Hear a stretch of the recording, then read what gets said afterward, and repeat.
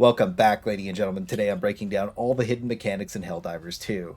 This game has always been an extreme knowledge check, and there are a ton of hidden stats and values that, once you know, make a drastic difference in how you approach the game.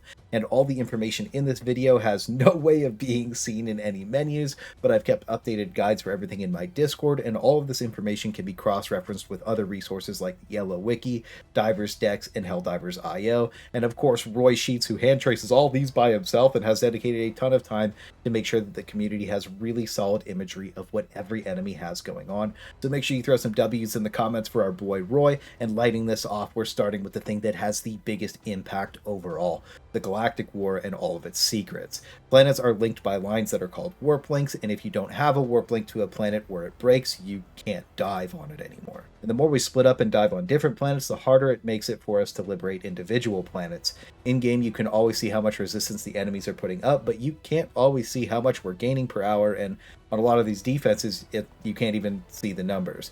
So if we head over to Helldivers Companion app, we can actually see all the percentages and every bit of info we'll ever need to know about the Galactic War. We can also see how much HP a planet has by clicking on View Details, and to provide an amazing example of something that recently happened and how all these systems work, there was a triple gambit recently where you can see Charball 7 was attacking 3 separate planets. It was pushing Mort at 2%, Julheim at 2%, and Charon Prime at 4%, and that meant that there was no possible way for us to ever defend Charon Prime without a ton of people, but that isn't shown in-game. And you also saw 10,000 people on these assorted planets, but they were having no effect on the defense, and they were actively making taking Charball even harder, but they were only on these planets because of the lack of information and the flashing lights that attracted them to it.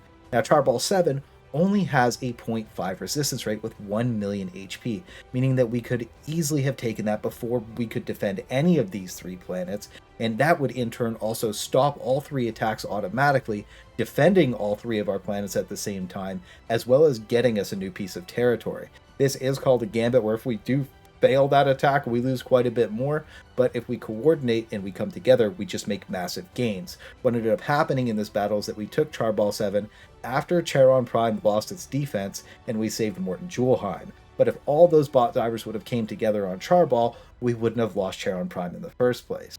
Now, megacities also do play a massive role in a planet's liberation, and you need to complete missions in order to contribute to liberating it. Once a city is liberated, it provides a massive chunk of liberation to the planet's total percentage, or otherwise called campaign progress. And you can see at what threshold we unlock new cities to dive in, and you can see how much campaign progress taking a city will contribute in the View Regions tab. There's also some really cool strategic opportunities randomly on the map, and the devs usually post about it in-game, but this one isn't. Like, right now, if we took Grand Errant, it would cut off all reinforcements for the bugs on Percat Secundus, and that would start a siege where Seif would passively start taking the planet for us because it has no reinforcements. I do really think this info should be listed more in-game so people could be more involved with it, but this is important because a large portion of the player base has been the bane of everyone who has understood the basics of the system since the game launch. We call them the blinky light divers because they're no better than a deer in headlights. They just leap straight into it without a thought in their mind. And the most annoying part about it over anything is that they tell everybody else that we're all playing the game wrong when we're trying to do these like really cool strategic opportunities and like all the different gambits, right? When then they're the ones on the wrong planets or the major orders. And you would think that's because of a lack of information, but the devs also pop in-game text up sometimes for gambits or strategic opportunities, but they don't read that either. So like you end up in this position where you're like, come on. But again, this information for the Galactic War should really be listed in-game, and if you do want to make a more like educated decision on where you want to dive and you want to be a major order gamer, I would just recommend checking the companion app because it'll help you do that. But that's also another reason why it's important to keep up to date with different communities. Usually I post some kind of propaganda on where to go when I'm streaming, but I didn't think I needed to this time, so it is what it is. But if this video helped you out, drop me a sub, and if you want to be a part of what I'm doing with my community, I announce everything that we're trying to do in the community tab and in Discord. But moving on to when we actually have to go fight the enemies of Super Earth, they all have hidden stats as well. I do have weak point guides for every single enemy in the game that I keep updated as the enemies change, and this part of the game is mostly a knowledge check that helps you prioritize where to shoot the enemies with which guns. So everything in this game has an armor value, and in a lot of cases different armor values on different parts. These are usually color coded in game and have different visual effects, so you can easily tell which part of an enemy is weaker. The value itself is important because if the armor value is greater than your armor penetration, you just ricochet off, and if you're at an extreme angle with equal penetration, it'll also bounce off, but if your weapon's penetration matches the armor value of the target, you deal 65% damage instead of full damage. So an armor value of 0 is unarmored and always takes full damage, 1 to 2 is light armored, but an AP2 weapon will deal 100% damage to AP1, 3 is medium armor, 4 is heavy armor, and 5 is heavy anti-tank levels of penetration. And all of your weapons do have these keywords listed on them or when you hover over them in the drop pods, but it doesn't show the numerical value of penetration anywhere in the game. Each weapon also has a hidden durable damage stat tied to it that is usually like 20 to 30% of a ballistic weapon's damage and like 10% of a laser's. It really just varies per weapon and there's no way to see it in-game either, so you have to go to external guides for this stuff. So just to visualize all the info I just dumped on you, we're going to use a Bile Titan as an example because it has a little bit of everything, and it's one of the better designed enemies in the game right now. So it's dark green carapaces, all armor value 4, including its legs, and the head is also armor value 4, but it has 95% durability. So we need a heavy penetration weapon to deal damage to its carapace, and even though it might only take 1 recoilless rocket to the head to take it down, what if you have something like the heavy machine gun locked in? It has AP4 with 150 standard damage shown and 35 durable damage hidden. So we're going to have to bust the calc out for this one. Calc stands for calculator, by the way. So because the Bile Titan's head has 95% durability, we only get 5% of our 150 damage plus 95% of our 35 durable damage rounded down.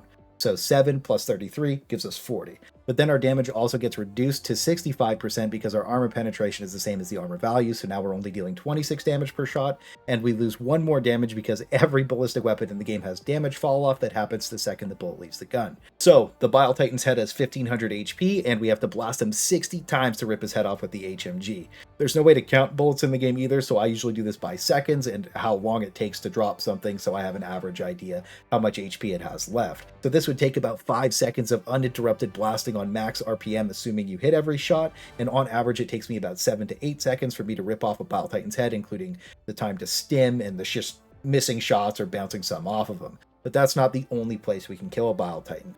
Its belly sacks are bright green to show that they're weaker than the hardened armor and have an armor value of 0 with 100% durability.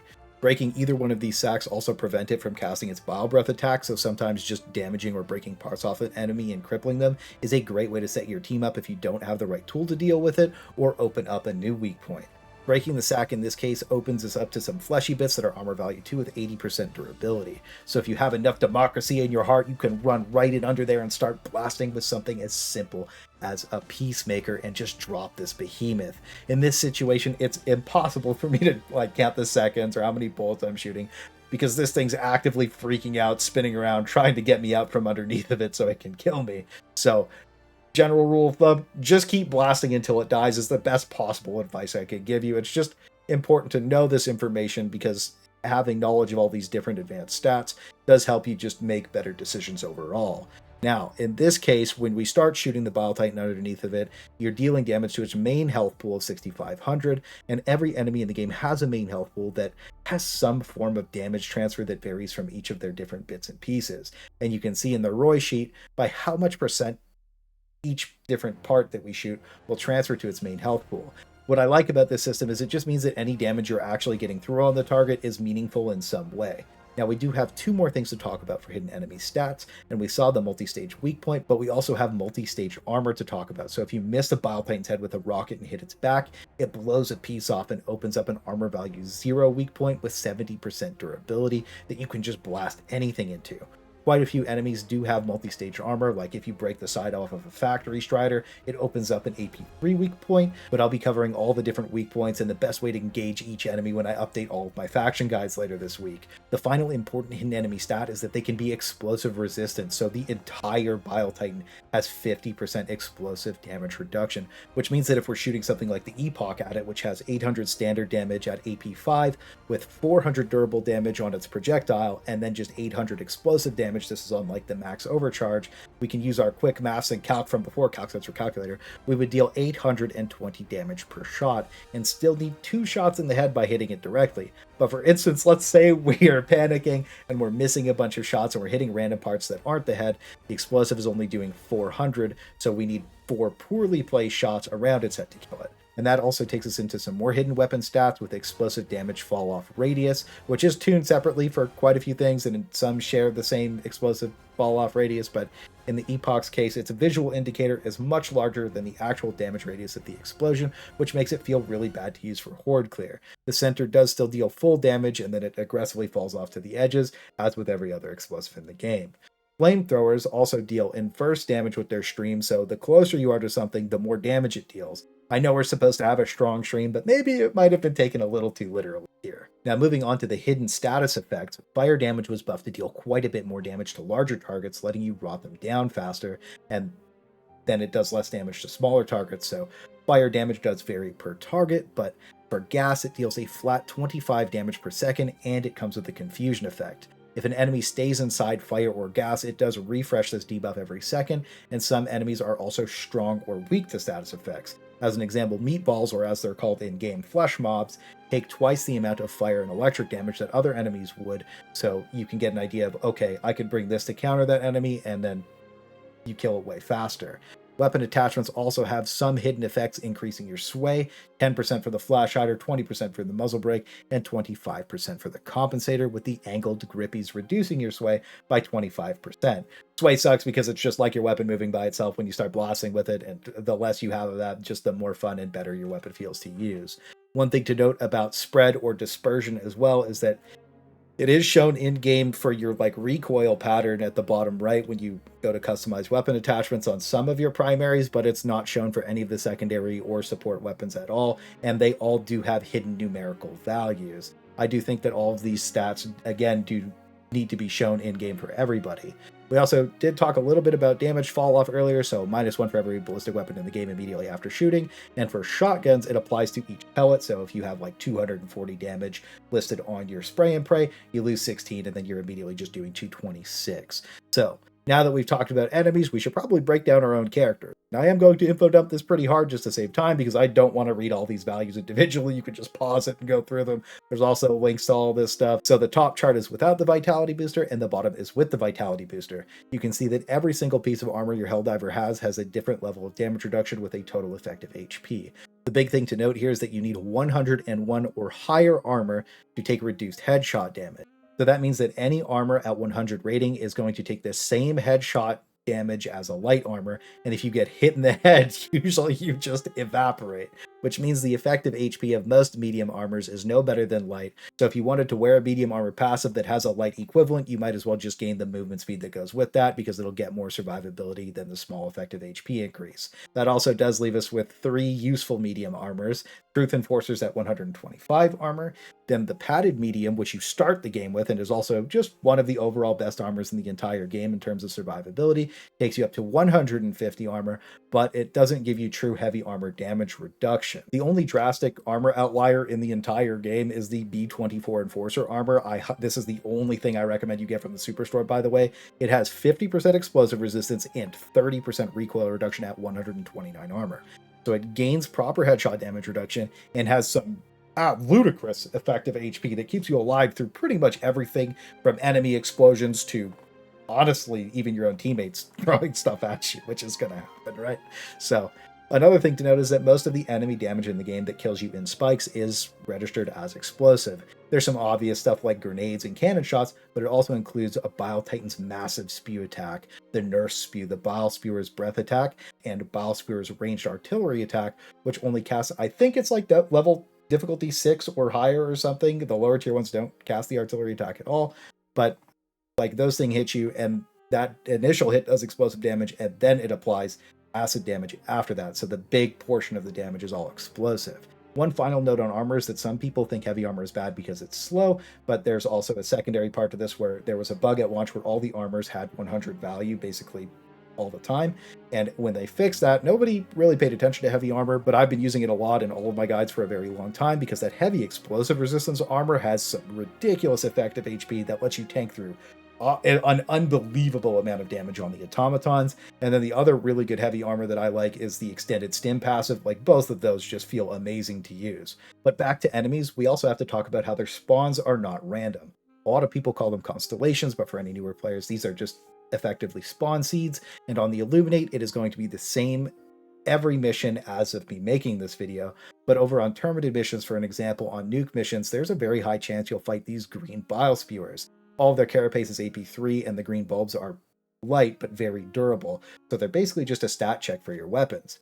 But something like a geological survey will spawn a ton of small, fast pouncers and hunters.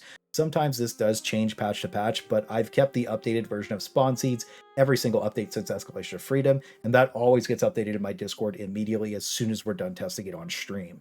Now, this only really matters when you're diving on the maximum difficulty consistently, and it is extremely consistent outside of like weird anomalies that are fairly rare and usually part of events, but overall, if you see very high, you're almost guaranteed to see those enemies on that mission. Over on the bots, they do play by the same rules, and if you went into a Berserker Seed, you're also going to see a ton of War Striders. But if you dive into something like Heavy Tank, it comes with Soldier bots, and you might not even see one War Strider the whole mission.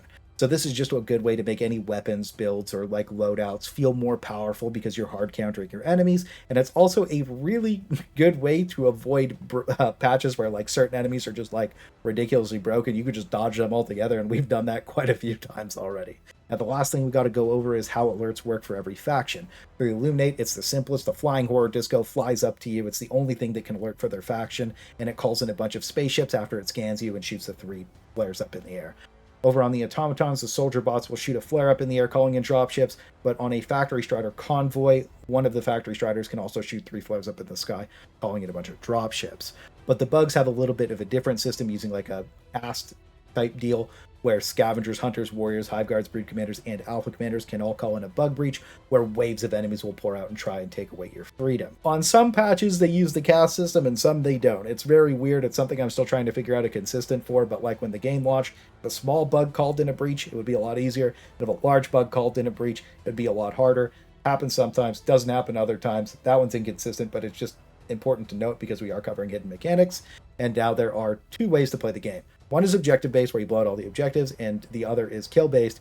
So if you want to have an easier time, you should always look to bait alerts off of objectives, so that way they spawn less heavy enemies, making the game substantially easier. You can see how big a POI is on your mini-map by the red indicator, and that's its heat map, which goes away after you clear that objective. This is more noticeable when you play solo, because in a group, the breaches and call-ins are still pretty massive, pretty much everywhere. The base cooldown of breaches and flares is fully listed here, including patrol mechanics, and this was put together by Gurga Nation last year after some extensive testing. So it's a really good read if you want to learn how patrols work, but I'll TLDR everything, and it is at least close enough to how it still works for the tools that we have available to test for us. But this is missing the Super Helldive Tier 10 information, so after my own testing on stream, we did find that the average cooldown is roughly 2 minutes and 30 seconds, so about 150 seconds between each breach or flare. The clips that's playing is me just dragging enemies around so that they'll breach on cooldown, and this can get reduced after you finish the main orange objective, but can be inconsistent on some planets. I think last time we had something crazy happen was we were invading the gloom and breaches were just chaining into each other with almost no cooldown, which was like just insanely fun. But for the most part, it's normally going to stick to the same rules, and just expect to see an alert about every 3 minutes just by checking the timer at the top right, just because of travel time and all the different things that go into it. Now, if you have any kind of stagger on your weapons, sometimes it breaks their AI and it can lead to delaying alerts even more. Don't kill that guy. Let's make him call in. Come on. Yeah. Call in. No, don't stun him. He won't call in. Come on, call in, bro. I said call in, bro.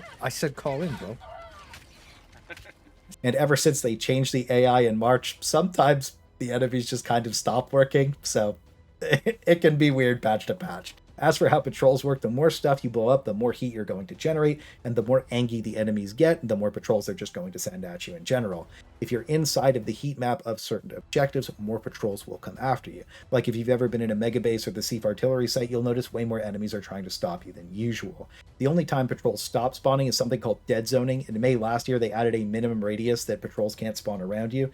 So if 4 people spread out the right way, even by accident at your extract, patrols stop spawning altogether, and it's really annoying. As you can see, nothing spawned for a little while at this bot extract until we walked away a little bit, and then they all just started magically appearing in the corner because they only picked one place to be able to spawn, and we accidentally dead zoned it. Rounding this up, we're going to finish off with stealth mechanics. A lot of enemies are attracted to sound in the game, so if I have a silent shooting weapon like the crossbow or the plasma gun, it means that my position is quiet, but wherever it lands is going to explode and make noise. So if I shoot the ground near something, it's going to prompt them to go investigate it. And as long as I'm not in combat, they'll ignore me to check the noise out. So this lets you bait enemies into positions for strikes and let you set up some pretty crazy traps or just be ridiculous.